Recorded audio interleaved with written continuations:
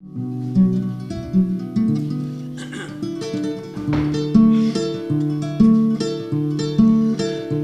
de Samboca, samorenguesa, para ir a San... Denia y yo nos conocimos en Honduras en el año 2010, cuando se constituyó la Comisión de Verdad de Honduras, que era una comisión, digamos, vinculada a las desapariciones forzadas, a las ejecuciones extrajudiciales que se habían producido en Honduras, especialmente a partir del golpe de Estado que hubo muy recientemente, en junio del 2009. En junio del 2010 tomamos posesión los comisionados, que éramos 8 comisionados, había canadienses, ecuatorianas, belgas, fuimos 8, y allí fue donde tuve una comisión en la que tuve el honor de estar durante 2 años, y allí fue donde conocí a Denia Mejía. Por ella conocí a Berta Cáceres.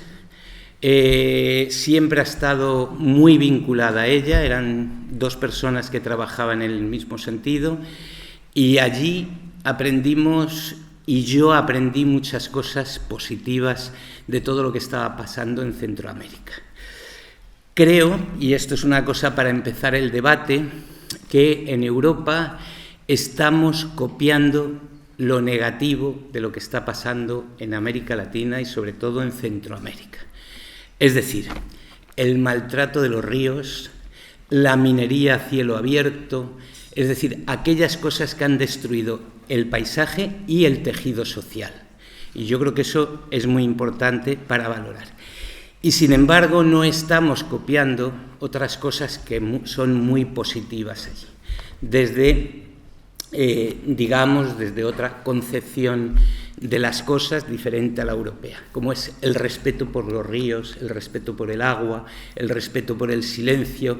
Todas estas cuestiones, que es lo que teníamos que estar aprendiendo, creo que es lo que no hemos hecho, y sin embargo hemos tomado la deriva de cosas que han destruido el tejido social en estos países. Nos podemos referir, Denia, a toda América Latina, si quieres, pero yo lo centraría en un principio más en lo que se llama en Centroamérica el Triángulo Norte, que es son 3 estados, El Salvador, Honduras y Guatemala, que es lo que se da, entre comillas, por algunas personas, por perdido. No es verdad. Son unos estados con unas grandes posibilidades. Yo he estado allí mucho tiempo, hay mucha violencia, pero también resurgen grupos muy potentes que se basan en lo contrario. Y en Honduras ha habido una pelea impresionante durante 10 años contra los artífices del golpe de Estado. La Comisión de Verdad de Honduras, en la que tuve el honor de participar, desde luego, fue muy complicado, porque normalmente las comisiones de la verdad actúan cuando se ha terminado el conflicto armado, cuando no hay riesgo para los comisionados, y allí estábamos recién dado el golpe de Estado, con lo cual la situación era compleja, nos teníamos que ver en sitios distintos y recibir a las comunidades indígenas, por ejemplo, era una cosa que consideraban de alto riesgo, ¿no? Entonces, no sé, ¿qué te parece la idea esta que traslado? Es decir, hay muchas cosas que podemos aprender y hay muchas cosas que no deberíamos de aprender, ¿no? Entonces, Denia tiene la palabra. Bueno, deciros, Denia ha trabajado siempre también con Fausto Milla, que es uno de los grandes defensores de los derechos humanos de Centroamérica, ¿no? El año pasado vino también a las jornadas, pero se tuvo que ir a mitad de jornadas porque enfermó. Y después Fausto Milla falleció al poco tiempo y bueno, pues le queríamos rendir aquí un homenaje a esta gran persona. Murió con 97 años y siempre, desde muy jovencito, ha estado... hay escritos y mucha literatura sobre lo que se llamó la guerra del fútbol. No fue una guerra del fútbol, fue una crueldad que terminó con 18.000 muertos entre Honduras y El Salvador, y desde entonces ha estado en primera línea de la defensa de los derechos humanos, ¿no? Entonces, el padre Fausto, que ya Luis Carlos lo decía, fue un defensor de la vida en el sentido amplio, hasta el último día de su vida, y siempre estaba preocupado por lo que pasaba con las otras personas, con estos flujos migratorios. Todavía un mes antes de morirse estaba preocupado que qué íbamos a hacer con tanto migrante que estaba pasando por Honduras. Entonces siempre tenerlo presente a él y recordarlo, que sus sentimientos y sus pensamientos siempre nos van a acompañar.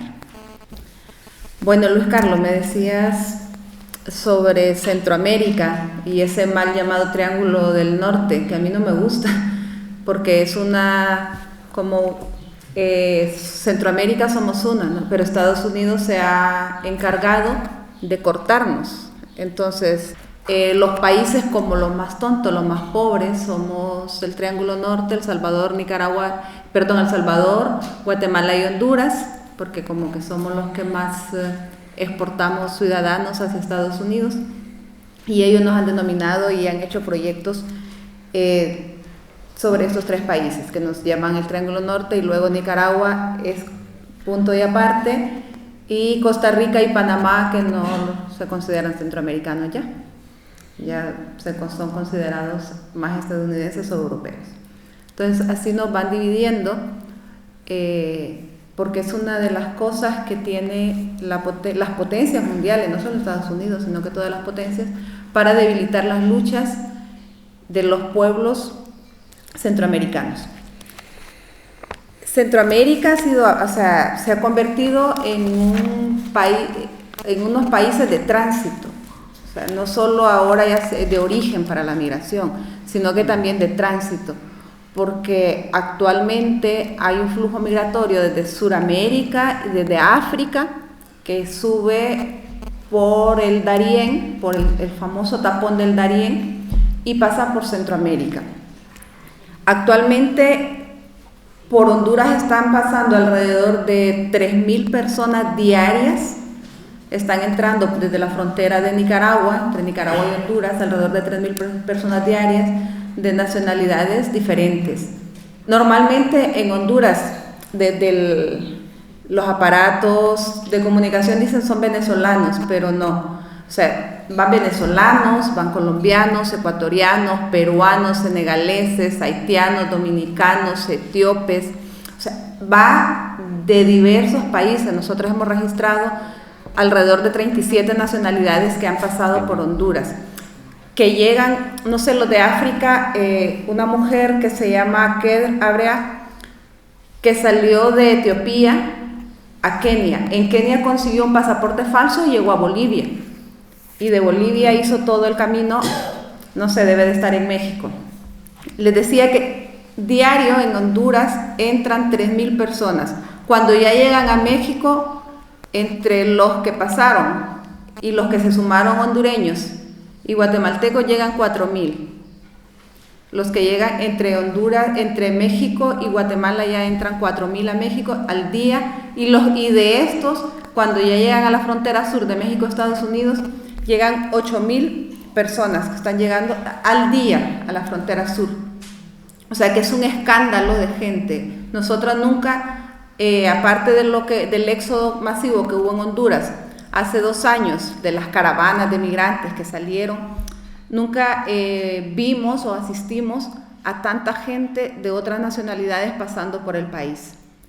Y digo, somos tránsito porque si bien es cierto, la migración de forma irregular no es buena para nadie, ningún país es benevolente, pero en este caso Honduras quizá un poco porque hay un gobierno, podríamos decir, un poco más solidario, entonces les facilita por lo menos el paso de Honduras. Hay un impuesto que hay que pagar de $200 para ingresar y salir del país los extranjeros, pues Honduras a las personas que entran de manera irregular se los ha condonado, no tienen que pagar nada. Además facilita, el gobierno hondureño les está facilitando en este momento el tránsito entre la frontera de Honduras con Nicaragua hasta la frontera de Honduras con Guatemala. Y además hay un permiso para que puedan permanecer en el país durante 10 días, para que puedan descansar se han abierto espacios para que las personas que llegan de Sudamérica puedan descansar en Honduras, en la frontera con Nicaragua. Hay algunos centros, bueno, de algunas organizaciones que trabajan el tema de migración, pero también del gobierno, el Instituto de Migración. Eso sí hay que reconocerlo, que en este momento sí ha dedicado recursos y energías para atender a esta población migrante que viene desde Sudamérica. Estos que vienen de Sudamérica, realmente, yo cuando veo estas imágenes del Mediterráneo, pues allá son parecidas, ¿no? Nosotros sabemos todo lo que sufren en México, pero lo que sufren estos en la selva del Darién, que es ahí, es ir a rifarse la vida. El Darién es en Panamá, entre Panamá y Colombia, la selva del Darién. De hecho, se conoce como el tapón del Darién, donde ahí pierden la vida no sabemos cuántas personas. O sea, solo escuchamos los testimonios de las personas que pasan y que se salvan, porque o se mueren de hambre, o se mueren porque ahí hay mucho... Bueno, es una selva, el camino es tortuoso, porque se rodaron, porque se ahogaron al pasar un río, porque las serpientes los mordieron. Entonces están expuestos a diversidad de peligros, más allá del peligro de los ciudadanos y las ciudadanas, porque también cuando cruzan esa parte, los que van de Sudamérica son secuestrados, algunos también por los cárteles de la droga, lo mismo que pasa en México, pero también algunos dolorosamente también son secuestrados por la guerrilla. La guerrilla que de Colombia también secuestra, se mueve al Darién y secuestra también inmigrantes. Que es lo mismo que nos pasa ya luego cuando se pasa por México, que digamos el paso por Guatemala, si no es tan fácil como se les ha facilitado en Honduras, pero por lo menos no existe tanto esa represión hasta que llegan a la frontera del río Suyate, que es donde ya empieza el conflicto con México y todo lo que tiene que ver con la violencia del Estado de México, que al principio sí se portó un poco benevolente López Obrador, pero luego me imagino yo que le ordenaron desde Estados Unidos, porque como es la desgracia de México de estar tan cerca de ellos, entonces le ordenaron que no tenía que ablandar, ¿no? Sino que endurecer más. Aparte de eso, los carteles del narcotráfico, que mucha gente se va de sus países de origen, al menos en Centroamérica, por el narcotráfico, y se van a enfrentar en el camino también a los carteles del narcotráfico que los secuestran. Y los secuestra y pide rescate, o sea, y pide $7,000, $8,000, $9,000, que la gente no tiene con qué pagarlos, y si no los pagan los matan. Entonces, más o menos, eso es un esbozo de lo que pasa en Centroamérica ahora mismo. Muy bien, pues la verdad que no sabía lo de Honduras. Lo que habíais hecho ahora mismo en Honduras es permitir el paso de esta forma. Es poquito, pero me parece interesante, es decir, no es... O sea, sobre todo la idea de que no se vea que hay unanimidad en el cierre desproporcionado de las fronteras y en recurrir solo al muro, pero no solo el muro de cemento, sino el muro ideológico de rechazo, etcétera, etcétera. No lo sé cómo es en Guatemala, pero yo creo que facilitar ese tránsito durante lo que ocupa la Franja de Honduras me parece bastante interesante, ¿no? Entonces, bueno, yo no lo conocía y me parece que está bien, porque a veces parece que todo es lo mismo, y ahora mismo en Honduras hay un gobierno que no es igual que los anteriores, con muchos problemas, muy problemáticos, pero no es lo mismo.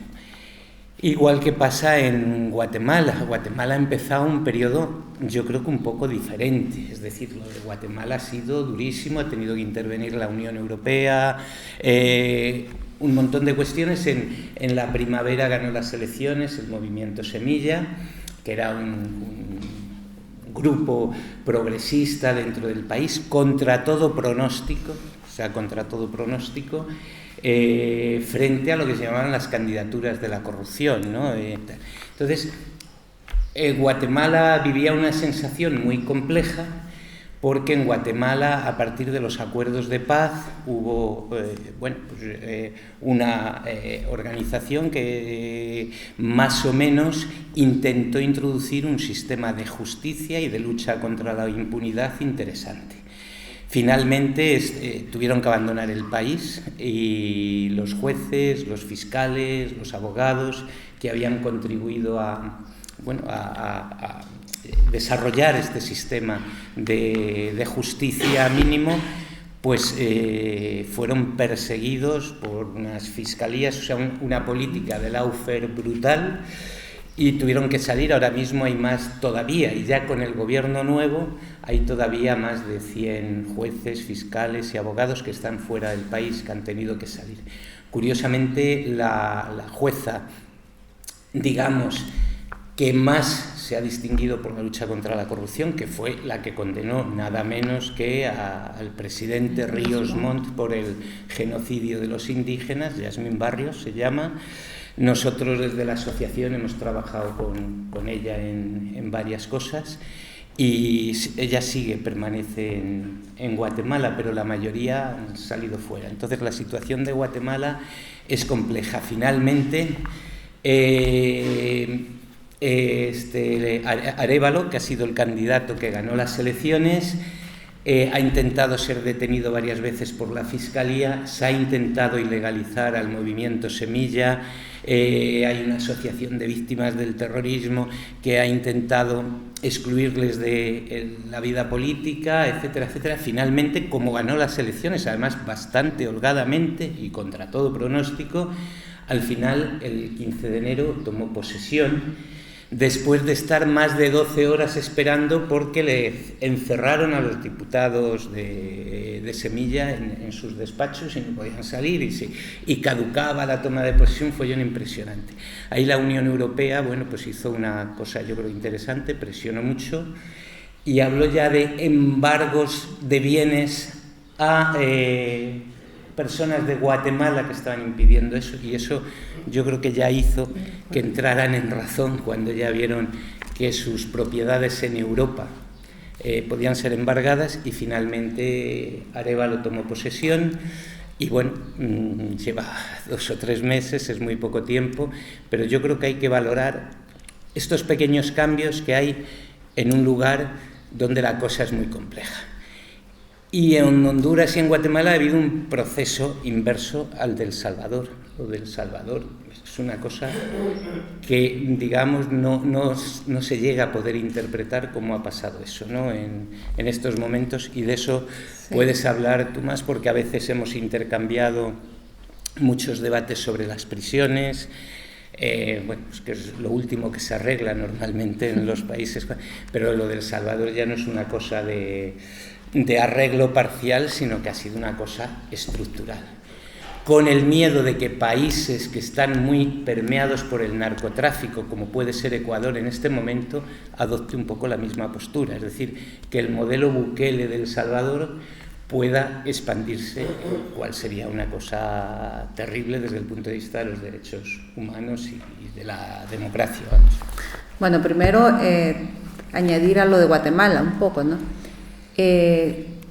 Sí hay esperanza, como también lo hubo en Honduras hace 2 años, pero también estamos conscientes.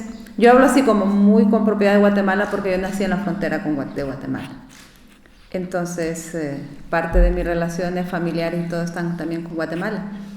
Hay mucha esperanza, pero sí hubo mucha zozobra, porque desde que ganó Arévalo, que fue en junio, fueron 6 meses de intentar no reconocerlo, lo que decía Luis Carlos, y el día de la toma de posesión, realmente los demás países lo dejaron solo, porque estaban convocados para las 10 de la mañana y eran las 10 de la noche y todavía no podía tomar posesión, no le daban el cargo. Solo se quedó la presidenta de Honduras y el de Colombia acompañándole, pero bajo las presiones de la Unión Europea tal vez, pero también debo decir yo que la presión de la población indígena de Guatemala ese día se movió, se movilizó y empezó a cerrar calles, a amenazar que iban a entrar a los negocios de estos señores, Entonces, pero fue la población indígena, los que están organizados. Hay una organización que se llama Los 7 Cantones, y cada uno de ellos movilizaron el país, entonces presionaron también para que finalmente el Congreso pudiera dar el visto bueno y que tomara posesión. O sea que eso también nos dice que Arévalo tiene un respaldo de la población. Y fue muy chulo al final. A mí me gusta siempre contar esto porque ya a él le pusieron la banda, todas esas cosas de protocolo, pero él dejó todo el protocolo aquí y luego se fue para donde estaba el pueblo indígena reunido a hacer su verdadera toma de posesión con el pueblo allá. Entonces esperamos que pueda, que lo dejen gobernar. Hay mucha esperanza porque el padre de él fue presidente de Guatemala de la época de la década de oro de Guatemala, 1945 al 60, que fueron 2 gobiernos progresistas, los más progresistas los primeros gobiernos progresistas de Centroamérica, fue el padre de este. Entonces tenemos mucha esperanza, pero también sabemos a lo que se enfrenta, que están los poderes reales, que es el poder económico, ligado también al narcotráfico, que es lo que pasa en Honduras. O sea, no podemos desvincular el narcotráfico que está inmerso dentro de las estructuras económicas, pero también dentro de las estructuras estatales, que en Honduras pasa eso, que eso tal vez no deja que se avance. Y bueno, en Honduras está el expresidente preso en Estados Unidos, ya declarado culpable hace 2 semanas por narcotráfico. El expresidente golpista. El expresidente golpista, el dictador, ¿no? O sea, al mes de haber salido del gobierno, Estados Unidos lo pide en extradición. Bueno, ya todo el proceso. Hace 2 semanas justo fue declarado culpable. Estamos esperando a ver cuánto le van a dar de sentencia. Sabemos que son mínimo 40 años. Eso tenemos ese miedo porque porque Guatemala está muy permeado también por el narcotráfico, que eran estas élites las que no permitían que Arévalo llegara al poder. El Salvador, pues para algunos países lo tienen como ejemplo de seguridad, pero realmente es preocupante porque no fue algo que salió de la manga de la camisa. Es algo que a mi juicio, que es algo muy personal, no lo hablo casi con nadie, pero que esto fue estructurado desde Estados Unidos, ¿no? O sea, aunque él tenga un discurso público de que se ha peleado con Estados Unidos, pero sí yo creo que esto fue creado desde mucho antes, desde que a él lo pusieron como alcalde de un pueblo, luego pasa de ser alcalde de un pueblo a ser alcalde de la capital de San Salvador, y luego lo lanzan ya como el centroamericanista, o sea, ni siquiera como el salvadoreño, ¿no? Como el centroamericanista, ejemplo que hay que seguir y que todas las personas y las juventudes tenemos que seguir, porque es el unionista. Se atrevieron a decir y a compararlo, o se atreven todavía, y él mismo se compara con el unionista centroamericano, el hondureño Francisco Morazán, que es uno de los grandes unionistas, que solo se compara con Simón Bolívar. Entonces, él se atreve a decir que él es el unionista centroamericano, es el Francisco Morazán de hoy. Y es un peligro porque también, y que eso yo no tengo respuestas, y lo hablo y lo pregunto, que ¿por qué la juventud le sigue? O sea, que al final quien les elige es el voto joven. Y eso pasó también en Argentina con Macri, está pasando en estos países, en Ecuador, que es el voto joven que está eligiendo a estos ciudadanos, ¿no? Porque el presidente de El Salvador no podemos desconocer que es el presidente más joven que hay en la región, y un presidente que se maneja con la tecnología, con las redes sociales. Entonces él tiene sus seguidores, sus admiradores, y con eso aparece, miren, tengo tantos seguidores de todo el mundo, tengo esto. Pero ese modelo de las megacárceles, esa violencia que está generando a esa misma juventud que le votó, porque al final la lucha que él tiene no es con las maras específicamente, porque hay testimonios de que él ha negociado con los jefes de las maras y pandillas, y los jefes de las maras y pandillas sí están libres, y los que están presos es la juventud, dijera yo, no digo rebelde, quizá la juventud inquieta, O sea, esa juventud que todavía cuestiona, la juventud que todavía se pregunta, que interpela, esa es la juventud que está presa. Si es cierto, hay pandilleros presos, porque sí los hay. Debo de reconocer que el centro de la ciudad de San Salvador se ha recuperado como un espacio público donde sí hay cierta seguridad, pero es una seguridad al final embosada, no negociada, no es una seguridad real. O sea, negociamos la seguridad con los jefes de las pandillas y que me dejen libre esto, pero luego las colonias, que Javi conoce unas colonias donde los mareros son los que mandan y que nos ven y nos vigilan, eso sigue igual, eso no ha cambiado. El centro sí, pero es una seguridad embosada, negociada. Y eso sí es preocupante, porque me preocupa a mí como hondureña, porque también el gobierno de Honduras le hace guiños a Bukele también, ¿no? Porque tienen relaciones familiares o de amistad y se invitan a nivel personal, va uno, viene a El Salvador, el otro a Honduras, con el hijo de la presidenta, ¿no? Son muy amigos porque tienen relaciones familiares.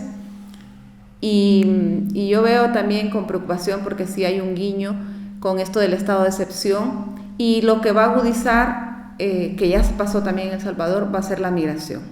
O sea, si nosotros copiamos el modelo Bukele, las migraciones van a agudizarse.